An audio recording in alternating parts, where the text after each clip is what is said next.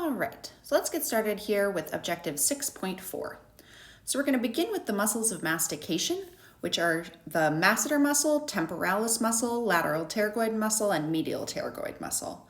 So masseter muscle is shown here, temporalis muscle is shown here, lateral pterygoid is shown here, and medial pterygoid is shown here. And we can remember this with the mnemonic, Mom makes tasty lasagna.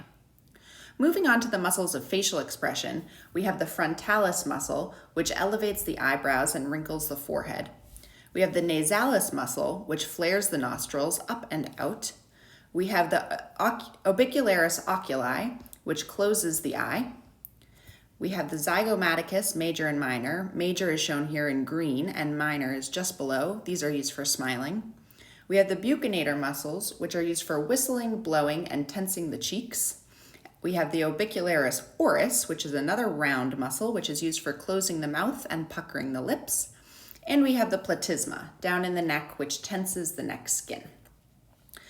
Talking about motor innervation for these facial muscles, it is provided by cranial nerve 7, the facial nerve.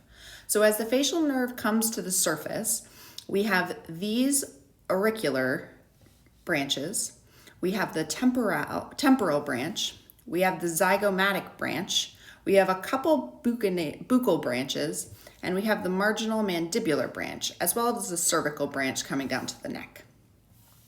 For sensory innervation of the face, this is provided by the trigeminal nerve, cranial nerve 5. The trigeminal nerve has 3 branches, the ophthalmic nerve, here shown in red, the maxillary, shown here in blue, and the mandibular, shown here in green. And what's special about the mandibular nerve, this also provides motor innervation to the mandible.